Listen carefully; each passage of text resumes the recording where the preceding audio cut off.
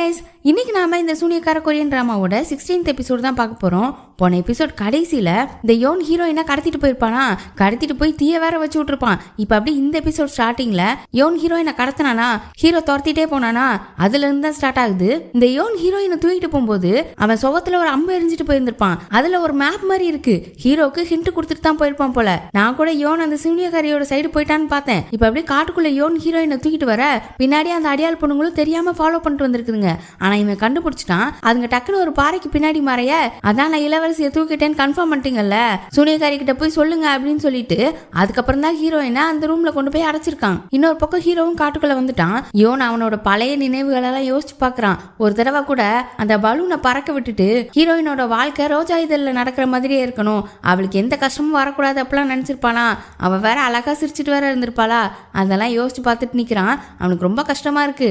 அப்ப அங்க அந்த சூனியக்காரி வந்து, நீ இளவரசியோட சாபத்தை அழிச்சு இளவரசியை தூய்மைப்படுத்து, உன்னால பண்ண முடியும் தானே, உன் அப்பாவும் இப்படித்தான் யோசிச்சுட்டே நின்னு இந்த நிலைமையில கொண்டு வந்து விட்டுருக்காரு, அதனால பாரு ரோஜா மாதிரி இருந்த பொண்ணு எப்படி ஆயிட்டான்னு, நீ தான் இதுக்கு ஒரு முடிவு கட்டணும், யோன்ஹியோட வலியை குறைக்கணும் அப்படின்னு சொல்லிட்டு அதை நெருப்பு வைக்க சொல்லியிருக்கு. அவனும் நெருப்பு வச்சிருக்கான். அப்படி கபகபன்னு எரிஞ்சிட்டு இருக்கு. சூனியக்காரி பக்கத்துல அவனும் நிக்கிறான். அப்பதான் சூனியக்காரி ஒரு விஷயத்த நோட் பண்றா. அந்த குடிசை ஃபுல்லா தீ பிடிச்சி எரிஞ்சிட்டு இருக்கு. ஆனா அவ கையில அந்த முள்ளா ஆச்சுல்ல, ராஜாவோடது கூட இவளுக்கு வந்துச்சே, அது மறையவே இல்லை. என்னடான்னு பக்கத்துல போக போறா. அப்படி அவளோட கை ரெண்டு எரிஞ்சிருச்சு, கரேன்னு ஆயிடுச்சு. என்னடா அப்படின்னு அவ பயந்துட்டே இருக்கா. அவளால அந்த நெருப்பு கிட்ட போக முடியல. ஏன்னா அது ஒரு புனிதமான நெருப்பு தானே. இந்த டோயஸ் டெம்பிள்ல உள்ளவங்க நல்லவங்க, அவங்களோட ஆத்ம நெருப்பு புனிதமா தானே இருக்கும். இப்ப வேற வழி இல்லாம அவளும் அங்கே நின்னுட்டா. இன்னொரு பக்கம் ஹீரோவை பார்த்தா அவன் அந்த குடிசைக்குள்ள போய் ஹீரோயினை காப்பாத்துறான். ஆனா அந்த குடிசை எரிஞ்ச மாதிரியே தெரியல, நல்லா இருக்கு. இப்ப இந்த பக்கம் யோன் எரிச்ச குடிசையை காட்டுறாங்க. எரிஞ்சு முடிஞ்சிருச்சு. அதுக்கப்புறம் இந்த சூனியக்காரி உள்ள எட்டி பார்த்தா ஹீரோயின் அங்க இல்ல. யோன் கிட்ட என்னாச்சு, அவளை நீ கொண்டு வந்தியா இல்லையா, இங்க உள்ள இளவரசி இல்லையா அப்படின்னும் போது, எனக்கு தெரியாது, நான் தூக்கிட்டு வந்து உங்க ஆளுங்க கூட பாத்துட்டு இருந்தாங்களே, சந்தேகம்னா கேளுங்க அப்படின்னு சொல்ல, அப்ப இளவரசி எங்க தான் போனா, எப்படி காணாம போனா அப்படின்னு சொல்லிக்கிட்டு இருக்க. யோன் இருந்துட்டு, உங்களுக்கு ஏன் இப்ப இவ்வளவு கோவம் வருது அப்படின்னும் போது, இளவரசிய அவ அண்ணன் தான் கொலை பண்ணணும்னு நினைக்கிறான் அப்படின்னு தெரிஞ்சாலே அவ இனிமே எஸ்கேப் ஆயிட மாட்டா அப்படின்ற மாதிரி பேசிட்டு இருக்கா. யோன் அப்போ ஒரு விஷயத்த யோசிச்சு பாக்குறான். உங்க அப்பா கிட்டே போய் கேளு அப்படின்னு சூனியக்காரி சொல்லியிருப்பாளா. அப்ப கூட யோன் அவனோட அப்பா கிட்ட போய் கேட்டிருப்பானே, சூனியக்காரி சொல்றதை செய்யி, அவளுக்கு உதவி பண்ணு, இளவரசியோட சாபத்தை போக்கணும்னா அவளை கொல்லணும், அப்பதான் அந்த சாபத்துக்குள்ள இருக்கிற நம்ம யோன்கி வெளியில வருவா அப்படின்ற மாதிரி அவர் சொல்லியிருப்பார்ல. அதை யோசிச்சு பார்த்துட்டு அப்படி இன்னொரு விஷயத்த யோசிச்சு பாக்குறான். இந்த சூனியக்காரி கூட பிளாஷ்பேக் சொல்லி முடிச்சிருப்பாளே, மந்திரவாதி தான் எனக்கு எல்லாம் கத்து கொடுத்தாருன்ற மாதிரி. அதுக்கப்புறம் போய் பேசியிருப்பான்ல, அப்போ ஒரு வார்த்தை சொல்லியிருப்பான், உங்களால ஹீரோயினுக்கு ஏதாவது ஆபத்து வந்ததுன்னா நான் என்ன பண்ணணும், அப்ப நான் கண்டிப்பா உங்க பக்கம் இருக்க மாட்டேன், ஹீரோயினை தான் காப்பாத்துவேன்ற மாதிரியும் சொல்லியிருப்பான். இதெல்லாம் யோசிச்சு பார்த்துட்டு எங்கேயோ கிளம்புறான். இன்னொரு பக்கம் ஹீரோயினை கூப்பிட்டு வெளியில வர என்னதான் நடந்துச்சுன்னு கேக்குறா. அப்பதான் அவன் யோன் கொடுத்த அந்த மேப்பை காட்டுறான். உன்னை காப்பாத்துறதுக்காக உன் அண்ணன் இதை எனக்கு அனுப்புனா அப்படின்னு சொல்ல, அதே நேரம் அங்க யோனும் வந்து, நான் இதெல்லாம் பண்ணதுக்கு காரணம் சூனியக்காரியான உண்மையான நோக்கம் என்னன்னு கண்டுபிடிக்கதான் அப்படின்னும் போது, என்னன்னு கண்டுபிடிச்சானான்னு பார்த்தா கண்டுபிடிச்சிட்டான். என்னன்னா இவங்களுக்கு இது வரைக்கும் தெரியாது, இந்த ஆத்ம சக்தியால வர நெருப்பால ஹீரோயினை கொல்ல முடியும்னு. அதை தான் இவன் கண்டுபிடிச்சிருக்கான். ஹீரோக்கும் அப்ப இதனால கூட ஹீரோயினை கொல்ல முடியுமா, அப்ப திரும்பவும் அவளுக்கு ஆபத்து தானான்னு போது, அதெல்லாம் ஆபத்து இல்ல, இப்ப அந்த சக்தி என்கிட்டதான் இருக்கு, நான் இவளை ஒன்றும் பண்ண மாட்டேன் அப்படின்னும் போது ஹீரோயினும் கேட்கிறா, அப்ப இதுக்காக தான் அந்த சூனியக்காரி உங்ககிட்ட பழக ஆரம்பிச்சாளா அப்படின்னு சொல்லி. அப்புறம் இதுக்கு முன்னாடி சூனியக்காரி மந்திரவாதியை கூட்டிட்டு வந்தால, அதையும் சொல்றா. ஹீரோக்கும் இது ஷாக்கா இருக்கு, யோனுக்கும் ஷாக்கா இருக்கு. ஏன்னா ஹீரோக்குமே இது இன்னும் தெரியாது. அப்பதான் ஹீரோ, இதுக்கு மேல அந்த சூனியக்காரியை விட்டு வச்சா ஹீரோயினா உயிரோட வர மாட்டா, நான் போய் அவளை ஏதாவது பண்ணணும் அப்படின்னு சொல்லி கிளம்ப போகும்போது, இந்த யோனும் அவ எங்க இருக்கான்னு எனக்கு தெரியும் அப்படின்றான். அப்படி இன்னொரு பக்கம் சூனியக்காரியோட இடத்துல பார்த்தா நம்ம மந்திரவாதியால முடியல, கிடுக்கிடு நடுங்கிட்டு நிக்காரு. அப்ப அந்த சூனியக்காரி வந்து, நீங்க இளவரசிக்கு அந்த மந்திர கட்டு பண்ணாமலே இருந்திருக்கலாம், பாருங்க இப்ப எவ்வளவு கஷ்டப்பட்டு இருக்கீங்க அப்படின்னு சொல்றா.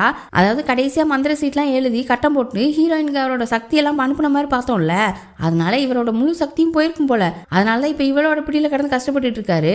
அப்புறம் அவர் ரொம்ப வீக்கா இருக்கோன்னு அந்த கருப்பு கலர் பொடியை வச்சு அவருக்கு கொஞ்சம் சக்தி கொடுக்குறா. அது மட்டும் இல்லாம அவர் கொஞ்சம் ஏத்தி வேற விடுறா.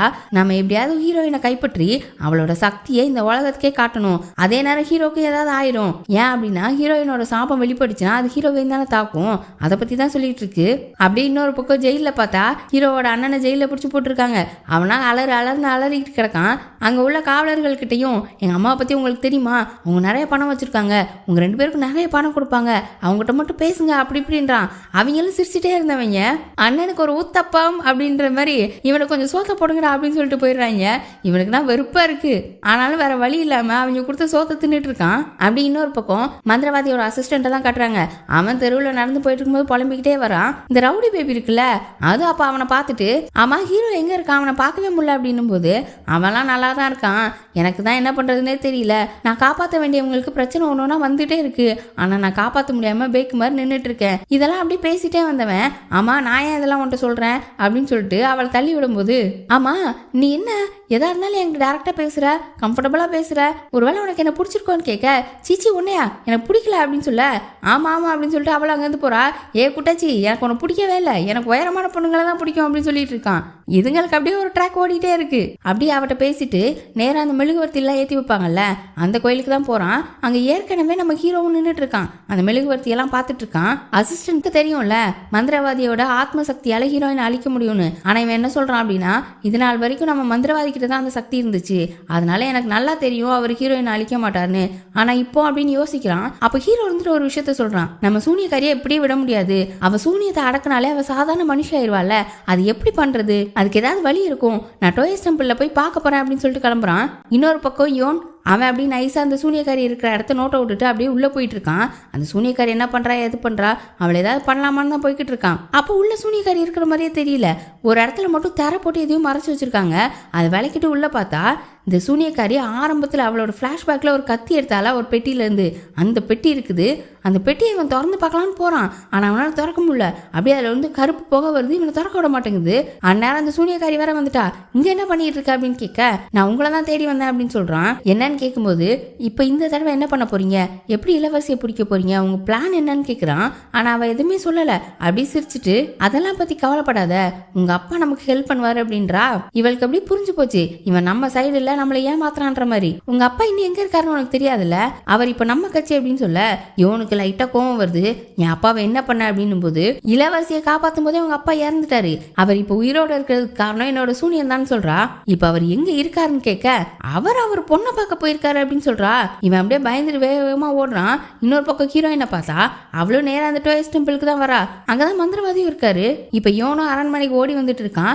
அதே மாதிரி ஹீரோவும் மந்திரவாதியோட அசிஸ்டன்ட்டும் அங்கதான் வந்துட்டு இருக்காங்க டோயஸ் டெம்பிளுக்கு. இப்ப அங்க டோயஸ் டெம்பிள்ல மந்திரவாதியும் ஹீரோயினும் உட்காந்து பேசிட்டு இருக்காங்க. ஹீரோயினும் உங்களுக்கு இப்ப பரவாயில்லையான்னு போது அதெல்லாம் இப்ப நான் நல்லா இருக்கேன், ஆனா இளவரசி நீங்க ஒரு மாதிரி இருக்க மாதிரி இருக்கே, என்னாச்சு, மேற்கு நட்சத்திரம் மறையறதுக்கு கொஞ்ச நாள் தான் இருக்குன்னு வருத்தமா அப்படின்னு கேக்குறாரு. நான் உங்ககிட்ட இருந்து அந்த மந்திர சீட்டை வாங்கியிருக்கவே கூடாது, அதனாலதான் இப்படி ஆயிட்டீங்க, நான் உங்ககிட்ட ஒரு விஷயம் கேட்கணும் அதனாலதான் வந்தேன்னு சொல்லிட்டு அந்த சூனியக்காரி கூட இவர் ஜெயிலுக்கு வந்தார்ல அப்ப கூட இவளை எரிச்சிடலான்னு கையை வச்சு பார்த்தாரு. ஆனா தீ எதுவுமே வந்திருக்காது. அப்ப எதுக்காக வந்தீங்க, நீங்க ஏதோ பண்ண பாத்தீங்கன்னு எனக்கு நல்லாவே தெரிஞ்சுது. அந்த சூனியக்காரி அவ பக்கம் உங்களை இழுத்துட்டாளா, நீங்க கண்டிப்பா என்ன கொல்ல மாட்டீங்க, அது எனக்கு நல்லாவே தெரியும், எங்க பக்கம் வந்துருங்க அப்படின்றா. அப்போன்னு பார்த்தா அவர் கண்ணு அப்படியே ஒரு மாதிரி ஆகுது. இவளுக்கு அப்படியே கொஞ்சம் பயமாயிடுச்சு. இன்னொரு பக்கம் யோன் அவன் ஹீரோயினோட ரூமுக்கு வந்து பாக்குறான். அங்க ஹீரோயின் இல்ல. இங்க ஹீரோயினை பார்த்தா இந்த கண்ணு ஒரு மாதிரி ஆச்சா மந்திரவாதிக்கு. அவ பயத்துல பின்னாடியே போயிட்டு இருக்கா. இவரும் அப்படியே அவ பக்கத்திலே போயிட்டு இருக்காரு. அவளுக்கு என்ன பண்றதுனே தெரியல. ஒரு கட்டத்துல பின்னாடி போறதுக்கும் இடம் இல்ல. அவர் அப்படியே கையை கொண்டு வர்றாரு. ஹீரோயினுக்கும் கொஞ்சம் சக்தி இருக்கும்ல, அது டக்குன்னு ஆக்டிவேட் ஆகி அப்படியே அவ கண் ஒரு மாதிரி மாற அவர் அப்படி பிடிச்சி தள்ளிடுது. ஆனா திரும்ப அதை பண்ண ட்ரை பண்றா, அவளால பண்ண முடியல. அப்புறம் அவர் தைரியமா அப்படியே அவ பக்கத்திலே வந்து சைடா ஒரு சிரிப்பு சிரிக்கிறாரு. செம்ம டரரா இருக்கு. அப்புறம் அப்படியே அவ தலை கிட்ட கைய வைக்கிறாரு. அவர் உடம்புல இருந்து ஏதோ ஒன்று புகையா போற மாதிரி கிளம்புது. ஹீரோயினுக்கும் பயங்கரமா வலிக்குது. அவன் நெத்தியில வேற ஏதோ ஒரு சிம்பிள் உருவாகுது. இன்னொரு பக்கம் ஹீரோவும் அசிஸ்டன்ட்டும் டோயஸ் டெம்பிள் கிட்ட வந்துட்டாங்க. அப்போன்னு பார்த்தா ஹீரோக்கு ஒரு மாதிரி வலிக்குது. நடக்க முடியல, கீழே உட்காரான். அவன் கழுத்துல அந்த சிம்பிள் உருவாகுது. அப்போ சாபம் ஆக்டிவேட் ஆயிட்டு இருக்குன்னு தானே அர்த்தம். கரெக்டா அதே நேரம் யோன் அங்க வந்துடுறான். யோன் வேக வேகமா உள்ள ஓட ஹீரோவும் அசிஸ்டன்ட் கிட்ட ஹீரோயினை போய் காப்பாத்துங்க போங்க அப்படின்னு சொல்லி அனுப்பி விடுறான். இப்ப யோன் வேக வேகமா உள்ள வந்து மந்திரவாதியை பார்த்துட்டான். டக்குன்னு அவரை பிடிச்சி நிறுத்தி உங்க சுயநினைவுக்கு வாங்க, நான் தான் உங்க பையன் அப்படின்னு சொல்லிட்டு இருக்கான். அவனை ஒரே தூக்கி அந்த சைடு தூக்கி போட்டாரு. அசிஸ்டன்ட் பையன் வேற ஹீரோயினை மறைச்சுக்கிட்டு அவரை எதிர்க்கவும் முடியாம நின்றுட்டு இருக்கான். அண்ணன் ஹீரோ அங்க வந்துட்டான். டக்குன்னு அவர் பின்னாடி இருந்து பிடிக்க அவர் அப்படி திரும்பி கழுத்தை பிடிச்சிட்டாரு. ஹீரோவையும் தூக்கி அந்த பக்கம் எரிஞ்சிட்டாரு. திரும்பவும் ஹீரோயின் பக்கத்துல அப்படியே வந்துட்டு இருக்காரு. அப்ப இந்த யோன் இருந்துட்டு டக்குன்னு அவனோட சக்தியை யூஸ் பண்றான். அவன் அப்படி கையை வைக்கிறவன் தான் லைட்டா தீ மாதிரி ஒரு சக்தி வந்து அவரை ஒரு தள்ளி போட்டுருச்சு. அதே நேரம் சூனியக்காரிய பார்த்தா அவளோட கையில ஒரு வெட்டு இருக்கும். அதாவது மந்திரவாதியோட கையிலையும் வெட்டி இவ கையிலையும் வெட்டி ஒன்னாக்கி ஒரே உடம்பாக்கிருப்பாள்ல. அந்த வெட்டு நேரத்துல ஏதோ ஒரு மாதிரி ஆகுது. இவளுக்கு புரிஞ்சு போச்சு மந்திரவாதிக்கு ஏதோ ஆபத்து அப்படின்னு. அங்க மந்திரவாதிய எல்லாரும் சேர்ந்து கட்டி வச்சிருக்காங்க. அப்ப ஹீரோவும் அந்த சூனியக்காரி சூனியத்தை யூஸ் பண்ணாம இருக்கிறதுக்கு என்ன பண்ணா அப்படின்னு நம்ம மந்திரவாதிக்கு தெரியும் தானே. இவர் எப்பவாவது லைட்டா சுய நினைவுக்கு வர்றாருல, அப்ப அவர்கிட்ட கேட்க முடியும்ல அப்படின்னு யோசிச்சவன் அப்புறம் யோன் கிட்ட நீ நேற்று சொன்னிய ஒரு இடம் நாங்க போறேன் அப்படின்னு சொல்றான். அதாவது சூனியக்காரி இருக்கால அந்த இடத்துக்கு. அப்ப யோன் இருந்துட்டு அதெல்லாம் நீ ஒன்றும் போவேனா, நான் ஓ சைடு தான் அப்படின்னு உனக்கு நம்பிக்கை இருந்தா நான் போயிட்டு வரேன் அப்படின்னு சொல்லிட்டு யோன் அங்கேருந்து கிளம்புறான். பின்னாடியே போன ஹீரோயினும் சூனியக்காரியை சூனியம் பண்ண விடாம பண்ணா அப்ப நம்ம அப்பாவுக்கு என்ன ஆகும் அப்படின்னு கேட்குறா. இன்னொரு பக்கம் ராஜமாதாவை பார்த்தா அவங்க இளவரசியை தேடி அவ ரூமுக்கு போறாங்க. அங்க வர அவ இல்ல அதையும் பாக்குறாங்க. அப்புறம் அப்படியே அங்க சூனியக்காரியை பார்த்தா அவ மந்திரவாதியை திரும்பவும் அவளோட கண்ட்ரோலுக்கு கொண்டு வரா. அவ சொல்றதெல்லாம் மந்திரவாதி சொல்ல ஆரம்பிக்கிறாரு. ஹீரோயினை பார்த்து உனக்கு நிஜமாவே ஆயுசு அதிகம் தான் அப்படின்னு சொல்ல அசிஸ்டன்ட் இருந்துட்டு என்ன பேசுறீங்க அவ யோன்கி அப்படின்னு சொல்றான். அப்புறம் திரும்ப அசிஸ்டன்ட் ஹீரோ எல்லாரையும் பார்த்துட்டு யார் யாரெல்லாம் இளவரசி கூட இருக்கீங்களோ எல்லாருமே கடைசியில் செத்து தான் போவீங்க அப்படின்னு சொல்ல ஹீரோயின் இருந்துட்டு நீ சூனியக்காரி தானே அப்படின்னு கேட்க ஹீரோ டக்குன்னு அவகிட்ட போய் நான் உன்ன மாதிரி ஆளுங்கிட்ட பேச விரும்பல, நான் மனுஷங்கிட்ட மட்டும் தான் பேசுவேன் அப்படின்ற மாதிரி சொல்ல இந்த சூனியக்காரி இருந்துட்டு ஆமா நீ தானே அந்த முகமுடி கிளரை வச்சு என்ன காலி பண்ணது, உனக்கு எப்படி ராஜாவை சரி பண்றதுக்கு வழி தெரிஞ்சிச்சு அப்படின்னு சொல்லி கேட்க ஓ ரொம்ப ஆர்வமா இருக்கா, சூனியை எப்பவுமே வீக்கான இதயத்தை தான் போய் தாக்கும், எனக்கும் ஒரு விஷயத்துல ஆர்வமா இருக்கு, ஆமா நீ மந்திரவாதி உடம்புல எதுக்கு சூனியம் வச்சிட்டு இருக்க அப்படின்னு கேட்க அவர் இருந்துட்டு நான் இப்ப மந்திரவாதி உடம்புல இருந்து சூனியத்தை எடுத்தேன் அப்படின்னா அவர் உயிரோட இருக்க மாட்டாரு, உன்னால அந்த சூனியத்தை எடுக்க முடியாது அப்படின்னு சொல்ல நீ மந்திரவாதியை என்னதான் பண்ணணும்னு நினைச்சிட்டு இருக்க அப்படின்னு சொல்லி கேட்க அதை நான் தான் கேட்கணும், இப்ப நீ மந்திரவாதி அப்படி அடைச்சு வச்சிருக்கியே அவரால் என்ன பண்ண முடியும், அவரை உன்னால கொல்லவும் முடியாது காப்பாற்றவும் முடியாது, அவர் கொஞ்சம் கொஞ்சமா செத்துட்டு இருக்கிறத பார்க்க மட்டும்தான் முடியும் அப்படின்னு சொல்ல ஹீரோ அப்படி நக்கலா சிரிச்சுட்டு நீ மந்திரவாதிக்கு இவ்வளவு செய்யற அப்படின்னா உனக்கும் அவர் உயிரோட இருக்கணும்னு தானே ஆசை அப்படின்னு சொல்றான். அப்படி சூனியக்காரிக்கு லைட்டா ஷாக் ஆகுது. அந்நேரங்க யோன் வந்து சூனியக்காரியோட கழுத்தை நெரிக்க மாதிரி போக போக டக்குன்னு அவ பார்த்துட்டு நகல்றா. இவன் திரும்பவும் அப்படி பக்கத்துல வர இந்த சூனியக்காரி வேக வேகமா போய் ஒரு கருப்பு கலர் கட்டை கத்தி வச்சிருப்பால அதை எடுத்து நீட்டே அவனை பயமுறுத்திட்டு இருக்கா. அவன் இருந்தாலும் பயப்படாம பின்னாடியே வரான். அவ குத்த வரும்போது டக்குன்னு அவ கையை பிடிச்சிடான். அவன் உடம்புல இருந்து அந்த தீ வரும்ல அப்படியே அவளோட கையை சுடுது. டக்குன்னு அவ கையை புடுங்க போக அந்த கத்தியால லைட்டா யோனோட நெஞ்சில கீரல் விழுந்துருது. அப்படியே யோன் கீழே மயங்கி விழ அப்படியே அந்த நெருப்பு அணையுது. அப்படியே மந்திரவாதியை பார்த்தா அந்த சூனியக்காரியோட பிடியில இருந்து விடுபடுறாரு. அப்பதான் அந்த அசிஸ்டன்ட் சொல்றான் நம்ம யோன் சூனியக்காரியை தாக்கியிருக்கான் அப்படின்னு. இவர் சுயநினைவுக்கு வந்தோடனேவே யோன்ஹி அப்படின்னு கூப்பிடுறாரு. அவர் ஒரு வித்தியாசமா ரொம்ப பாசமா கூப்பிடுவாரு. அப்பவே எல்லாருக்கும் தெரிஞ்சு போச்சு இது அவர் தான் அப்படின்னு. டக்குனு ஹீரோவும் உங்களோட சுயநினைவுக்கு வந்துட்டீங்களா, அந்த சூனியக்காரியோட சூனியத்தை எப்படி அழிக்க முடியும், அதுக்கு என்ன பண்ணணும் அப்படின்னு கேட்க அதுக்கு மந்திரவாதி அந்த சூனியக்காரி முத எதுல சூனியம் ஆரம்பிச்சாலோ அதை கண்டுபிடிச்சு அழிக்கணும்னு சொல்லிட்டு அந்த கருப்பு கத்தியை பத்தியும் சொல்றாரு. அப்பதான் ஹீரோக்கு ஞாபகம் வருது அதை வச்சு என்ன குத்த போய் தான் ஹீரோயினுக்காக நான் மனுஷன் அரணா இருந்ததை உடஞ்சிச்சு அப்படின்னு பேசிட்டு இருக்கேளே இந்த மந்திரவாதியை இப்ப திரும்ப சூனியக்காரி ஆட்கொண்டுட்டா. என்னடா நாங்க பார்த்தா யோன் மயங்கி கிடக்குறான். இந்த சூனியக்காரி எஞ்சி நின்றுட்டு இருக்கு. கையில அந்த கட்டை கத்தியும் வச்சிருக்கு. ஒன்னுத்துக்கு உதவாதவனை என்கிட்ட அனுப்பியிருக்கீங்க அப்படின்னு சொல்ல ஹீரோயினும் என் அண்ணனை என்ன பண்ணன்னு கேக்குறா. ஒன்னும் பிரச்சனை இல்லை, அவன் இன்னும் உயிரோட தான் இருக்கான். உன் அண்ணனை காப்பாத்தணும்னா நீ என்ன வந்து அந்த காட்டுல சந்திக்கணும் அப்படின்னு சொல்லி சொல்லுது. அதே நேரம் அங்க ராஜமாதாவும் வராங்க. இப்ப ராஜமாதாவுக்கு எல்லா விஷயமும் தெரிய அவங்க அப்படி ஹீரோயினை வெளியில கூட்டு போய் பேசுறாங்க. அவர் மட்டும் தான் நமக்கு சப்போர்ட்டா இருந்தாரு, இப்ப அவருக்கு இப்படி ஆயிடுச்சுன்னு சொல்லும்போது ஹீரோயின் நான் எப்படியாவது அவரை காப்பாத்துவேன், என் அப்பாவை காப்பாத்துறதுக்கு ஏதாவது ஒரு வழி இருக்கும் நான் கண்டுபிடிப்பேன்னு சொல்லிட்டு இருக்கும்போதே இந்த ராஜமாதா நம்ம ஹீரோவை பத்தி பேசுறாங்க. அந்த ஹீரோ அடிக்கடி இங்க வந்து போறது நமக்கு நல்லது இல்ல, அவன் நமக்கு உதவி பண்ணான் தான், ஆனா அதுவே உனக்கு இன்னொரு உபத்திரம் ஆயிரும். இவ்வளவு நாள் நீ வெளியில வாழ்ந்திருந்தாலும் என்னதான் இருந்தாலும் நீ பொறப்பால இளவரசி, ஏற்கனவே ஒரு பையன் உன்னை பார்க்க வர்றான் போறான் அப்படின்றது வெளியில பரவலா பரவிக்கிட்டு இருக்கு, இது தப்பா போய் முடிஞ்சிரும், நான் 2-3 வீரர்களை வேணா அனுப்புறேன், அவனை இங்க இருந்து பத்திரமா வெளியில கூட்டி போயிருவாங்க அப்படின்னு சொல்றாங்க. ஆனா ஹீரோயின் அவன் தான் முக்கியன்ற மாதிரி பேசுறா. இத வேற ஹீரோ மறைஞ்சு நின்று கேட்டுட்டான். அப்புறம் அப்படி ராஜமாதா அங்க இருந்து பேசிட்டு வெளியில வரும்போது அவங்களுக்கு ஏதோ ஒரு விஷயம் தோணுது. நேரா ராஜா கிட்ட போய் இந்த டோயஸ் டெம்பிளுக்கு இனிமே மந்திரவாதி தலைமையா இருக்க வேண்டாம், அவரை எடுத்துட்டு வேற ஒருத்தரை போடலாம் அப்படின்னும் போது ராஜாக்கு ஷாக்கா இருக்கு. ஏன் இப்படி சொல்றீங்க, இதுலயே அந்த சூனியக்காரியோட சூழ்ச்சி ஏதாவது இருக்கான்னு கேட்கும்போது ராஜமாதாவும் ஆமான்னு சொல்ல இவனுக்கெல்லாம் செம்ம கட்டுப்பாகுது. ஒரு சாதாரண சூனியக்காரி நம்ம ராஜ்யத்தையே ஆட்டி படைக்கிறாளே வேலை அப்படின்னு சொல்லிட்டு, சரி அப்போ யாரை தலைமையா போடலாம், எப்படியாவது முடிவு பண்ணியிருப்பீங்க யாருன்னு சொல்லுங்கன்னு போது, எல்லாம் உங்களுக்கு தெரிஞ்ச ஆள் தான், யோன் தான் அப்படின்னும் போது, யோனை இப்போ உங்க பக்கம் இழுத்துட்டீங்களான்னு கேட்கிறாரு. ஆனா ராஜமாதா இப்ப இளவரசியையும் நம்ம ராஜ்யத்தையும் காப்பாற்றணும்னு நினைக்கிற ஒரே ஆள் அவனா மட்டும்தான் இருப்பான், வேற யாரும் இருக்க மாட்டாங்க. டோயஸ் டெம்பிள் அவனோட தலைமையில இருந்தா மட்டும்தான் இளவரசியை காப்பாற்ற முடியும் அப்படின்னு சொல்றாங்க. ராஜாவும் நான் கொஞ்சம் யோசிச்சு பாக்குறேன் அப்படின்னு சொல்லிடுறாரு. இப்ப அப்படி இன்னொரு பக்கம் டோயஸ் டெம்பிள்ல மந்திரவாதியை இன்னும் கட்டி தான் போட்டிருக்காங்க. 3 பேர் அங்கங்க நின்று யோசிச்சுட்டு இருக்கும்போது ஹீரோயின் வேக வேகமா கிளம்புறா. ஹீரோ அதை பார்த்துட்டு பின்னாடியே போய், நீ என்ன யோசிக்கிறேன்னு எனக்கு நல்லாவே தெரியும், தயவு செஞ்சு இதை பண்ணாத, ஒன்னு அங்க அனுப்பிட்டு என்னால் நிம்மதியா இருக்க முடியாதுன்னு சொல்றான். அதாவது அந்த சூனியக்காரி காட்டுக்கு வர சொல்லியிருந்தால, அங்கதான் கிளம்புறா ஹீரோயின். நான் அங்க போறேன்னு ஹீரோ சொல்றான். ஆனா ஹீரோயின், அதெல்லாம் முடியாது, நான் தான் போகணும், நான் அங்க போய் அவளை திசை திருப்புறேன், நீ அந்த கருப்பு கட்ட கத்தியை கண்டுபிடி அவ இடத்துக்கு போய் அப்படின்னு சொல்றா. ஆனா ஹீரோ எல்லாம் செம்ம டென்ஷன் ஆகுறான். எப்ப பார்த்தாலும் உனக்கு இதே வேலையா போச்சு, நீ பாட்டுக்கு ஏதாவது ஆபத்துல போய் சிக்கிக்கிற, விளிம்புல நிற்கும் போது நான் கிறுக்க மாதிரி அலைஞ்சு உன்னை காப்பாற்ற வேண்டியதா இருக்கு, உனக்கு ஏதாவது ஆயிடுச்சுன்னா நான் என்ன பண்ணுவேன், என்னை பத்தி யோசி அப்படின்னு சொல்றான். அப்ப அவ, ஒன்னும் பிரச்சனை இல்ல, உனக்கும் ஒன்னும் ஆகாது எனக்கும் ஒன்னும் ஆகாது, நம்ம யாருக்கும் எதுவும் ஆகாது, என்ன நம்பு அப்படின்னு சொல்லிட்டு அங்கேருந்து கிளம்புறா. அதோட அசிஸ்டன்ட் ஹீரோயின் பின்னாடியே போறான். இன்னொரு பக்கம் சூனியக்காரியை பார்த்தா யோன் இருக்கான்ல, அவனை இதுக்கு முன்னாடி மந்திரவாதியை படுக்க போட்டிருந்தாலே அதே மாதிரி படுக்க போட்டு ஏதோ கருப்பு கலர் பொடியை போட்டுட்டு இருக்கா. இவன் என்ன பண்ண போறான்னு தெரியல. அப்படியே நீ சீக்கிரம் எந்திக்கணும், அப்பதான் உன்னால உன்னோட ஆத்ம சக்தியை வச்சு நெருப்பை உண்டாக்க முடியும்னு வில்லத்தனமா சிரிச்சிட்டு இருக்கு. இன்னொரு பக்கம் ஹீரோவை பார்த்தா யோன் ஒரு மேப் கொடுத்தான்ல, அதை எடுத்துட்டு கிளம்பலான்னு போறான். அப்போ மந்திரவாதிக்கு லைட்டா சுயநினைவு வருது. அவர் டக்குன்னு அவனை கூப்பிட, உங்க சுயநினைவுக்கு வந்துட்டீங்களா அப்படின்னு சொல்லி அவனும் பக்கத்துல போறான். நீ கொஞ்சம் பார்த்து பதப்பற இருக்கணும், நீ மட்டும் அந்த கருப்பு கட்டக்கத்தியை தொடும்போது ஏதாவது ஒரு தப்பு நடந்துருச்சுன்னா அந்த சூனியம் உன்னை ஆட்கொண்டுரும், அது உன்னை விழுங்கிரும், எந்த விதமான பலவீனமும் உன் மனசுலயும் இருக்கக்கூடாது, உன் புத்திலையும் இருக்கக்கூடாது, எப்போ நீ தடுமாறியோ அப்போ சூனியம் உன்னை ஆட்கொண்டுரும், நீ பார்த்து இருக்கணும், அதை உன்னை விழுங்க விட்டுறாத, தைரியமா இருக்கணும் அப்படின்னு சொல்லி அனுப்புறாரு.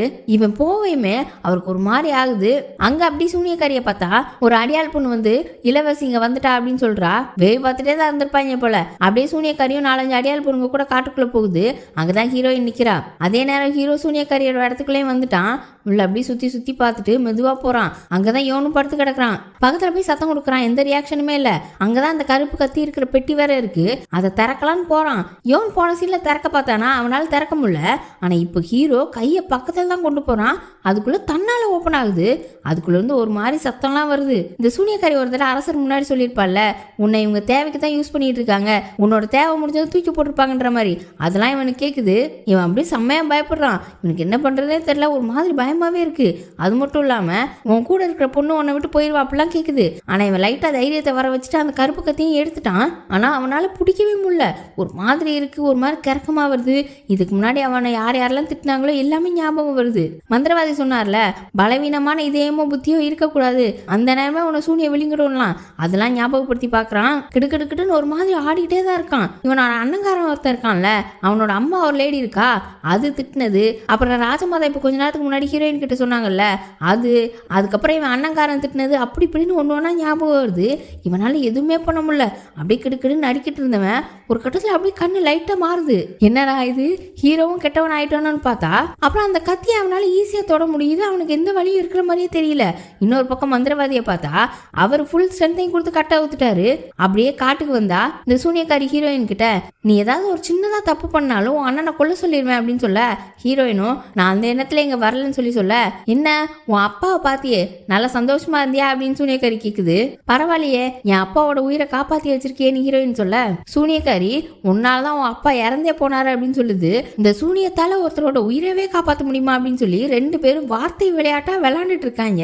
அப்ப சூனியக்காரி, உன்னோட அப்பா உனக்காக அவரோட உயிரையே தியாகம் பண்ணாரு, உன்னால அப்படி தியாகம் பண்ண முடியுமா அப்படின்னு கேட்க, நான் அதுக்காக தானே இப்ப இங்க வந்திருக்கவே செய்யறேன் அப்படின்றா. அப்பதான் சூனியக்காரி நோட் பண்றா, ஹீரோ இங்க இல்ல, எப்பவுமே உன் கூட ஒருத்தன் இருப்பானே அவனை காணும் அப்படின்னும் போது, நான் சாவதானே வந்தேன், அவனே எது கூட்டு வரணும்னு தான் கூட்டு வரல அப்படின்னு சொல்றா. சூனியக்காரிக்கு டவுட் வந்துருச்சு. விறுவிறுன்னு அங்கிருந்து போக அந்த அடியாள் பொண்ணுங்க இவங்களை அட்டாக் பண்ண வராங்க. முதல்ல அசிஸ்டன்ட் அடிச்சு பாக்குறான். அதுக்கப்புறம் ஹீரோயின் அப்படி கண்ணால ஒரு பார்வை பாக்குறா. எல்லாம் தூரம் போய் விழுந்துருச்சுங்க. அப்புறம் ஹீரோயினும் அசிஸ்டன்ட்டும் சூனியக்காரி போன திசையிலே ஓடுறாங்க. சூனியக்காரி அப்படியே அதோட இடத்துக்கு வந்துருச்சு. அங்க போய் பார்த்தா அந்த கருப்பு கட்டை கத்தியை வச்சுக்கிட்டு ஹீரோ கீழே உட்காந்துக்கிட்டு லைட்டா கிடுக்கிடு நடுங்குறான். இந்த சூனியக்காரி அதை பார்த்து சிரிச்சுட்டு, நீ என்னடா முட்டாளா, உன்னோட கையாலேயே சூனியத்தை தொட்டுட்ட அப்படின்னு சொல்லிட்டு இருக்க. அதே நேரம் அங்க ஹீரோயினும் அசிஸ்டன்ட்டும் உள்ள வந்துட்டாங்க. அப்புறம் ஹீரோ அப்படியே மெதுவா எந்திரிச்சு ஹீரோயினையும் அசிஸ்டன்ட்டையும் பார்க்கறான். அவனோட பார்வை வித்தியாசமா இருக்கு. ஹீரோயினுக்கு ஹீரோவும் சூனியத்தால இழுக்கப்பட்டுட்டானோட ஒரே பயம். அப்படியே கண்ணெல்லாம் கலங்குது, பொதன்னு தண்ணியா ஊத்துது. அவன் அப்படியே மெதுவா சூனியக்காரியை பார்த்து திரும்பி அவளை பார்க்கறான். இவனும் கெட்டவனா மாட்டான் போல நம்ம பார்த்துட்டு இருக்கும்போது அப்படியே நைஸா சைட்ல ஒரு சிரிப்பை போட்டு, நானும் ஒன்ன மாதிரி நினைச்சேன் அப்படின்னு சொல்லி அந்த பக்கமா கண்ணை காட்டுறான். என்னடான்னு திரும்பி பார்த்தா உள்ள இருந்து யோன் வரான். வந்துட்டு இந்த சூனியக்காரி நெருப்பு மூட்டுறதுக்கு ஒரு பெரிய குண்டா வச்சிருக்கும். அதுல அவனோட ஆத்ம சக்தியால நெருப்பை உண்டாக்க இந்த சூனியக்காரிக்கு நல்லா புரிஞ்சு போச்சு. அவளுக்கு செம்ம பயம் வந்துருச்சு. ஹீரோ என்ன பண்றான், டக்குன்னு அவன் கையில வச்சு இந்த கத்தியை தூக்கி அந்த நெருப்புல போட்டுட்டான். சூனியக்காரெல்லாம் அலறுது. அது எரிய சூனியக்காரிக்கு வலி தாங்க முடியல. அப்படியே அங்கிட்டு இங்கிட்டு ஓடுது. எல்லாருமே பார்த்து கொஞ்சம் பயப்படுறாங்க. அப்புறம் அப்படியே அது வாய் மூக்கு கண்ணுன்னு எல்லா இடத்துல இருந்து ரத்தம் வருது. ஒரு கருப்பு உருவம் மாதிரி அதோட மூஞ்சில இருந்து போய் அந்த நெருப்புல அதுவும் அடங்குது. இதெல்லாம் பார்த்து எல்லாரும் பயந்துட்டு இருக்காங்க. அப்படியே சூனியக்காரி மயங்கிற மாதிரி வந்து அதுக்கப்புறம் சுயநினைவுக்கு வந்துருச்சு. அப்படியே ஒரு முறைக்குது. அப்படியே இந்த எபிசோட் முடியுது. இன்னும் 4 எபிசோட் இருக்கு. இதுலயே சூனியக்காரியோட சக்தி போயிருச்சு அப்படின்னா அடுத்த 4 எபிசோட்ல கடைசியா யார் வில்லனா வருவா, இல்ல திரும்ப சூனியக்காரியால பிரச்சனை வருமானதெல்லாம் வரப்போற எபிசோட்ல பார்ப்போம். அதுக்கு சேனலை சப்ஸ்கிரைப் பண்ணி பெல் ஐகானை பிரஸ் பண்ணி வச்சுக்கோங்க. வீடியோ பிடிச்சிருந்தா லைக் பண்ணுங்க, ஷேர் பண்ணுங்க. Bye by.